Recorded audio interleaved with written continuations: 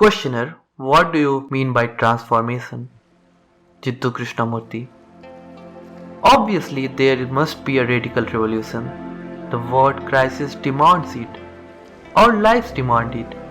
Our everyday incidents, pursuits, anxieties demand it. Our problems demand it. There must be a fundamental, radical revolution because everything about us has collapsed.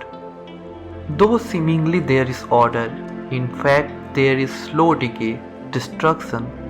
The wave of destruction is constantly overtaking the way of life. So there must be a revolution, but not a revolution based on an idea. Such a revolution is merely the continuation of the idea, not a radical transformation. And a revolution based on an idea brings bloodshed, disruptions, chaos. Out of chaos, you cannot create order.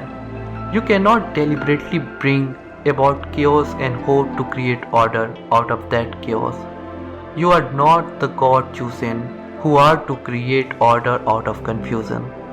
That is such a false way of thinking on the part of those people who wish to create more and more confusion in order to bring about order. Because the moment they have power, they assume they know all the ways of producing order. But seeing the whole of this catastrophe, the constant repetition of wars, the ceaseless conflict between classes, between peoples, the awful economic and social inequality, the inequality of capacity and gifts, the gulf between those who are extraordinarily happy, unruffled, and those who are caught in hate, conflict, and misery.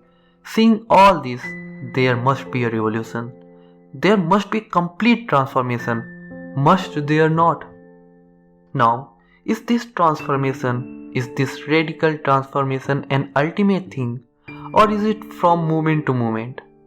I know we would like to do the ultimate thing because it is so much easier to think in terms of far away. Ultimately, we shall be transformed. Ultimately, we shall be happy. Ultimately, we shall find truth. But in the meantime, let us carry on.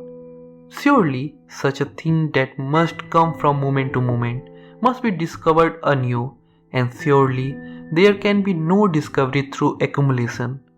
How can you discover the new if you have the burden of the old?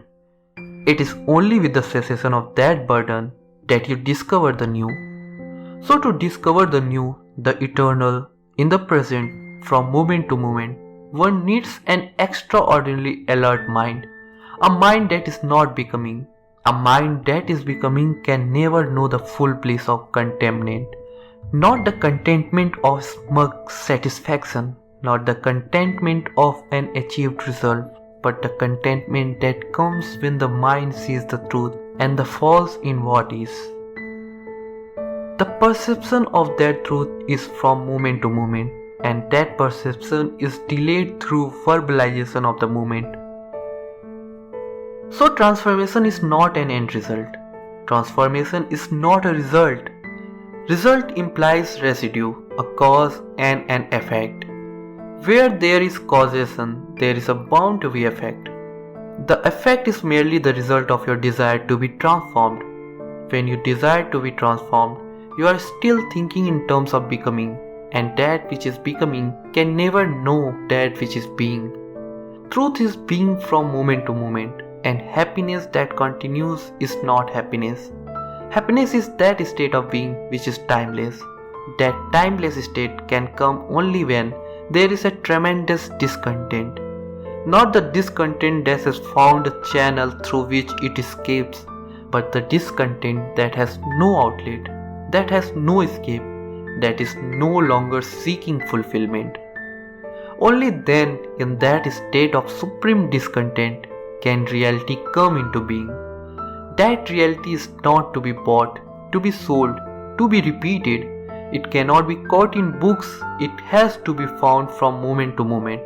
In the smile, in the tear, under the dead leaf, in the vagrant thoughts, in the fullness of love, for love is not different from truth. Love is a state in which thought process as times has completely ceased. And where love is, there is transformation. Without love, revolution has no meaning. For then, revolution is merely destruction, decay, a greater and greater, ever mounting misery. Where there is love, there is revolution, because love is transformation from moment to moment.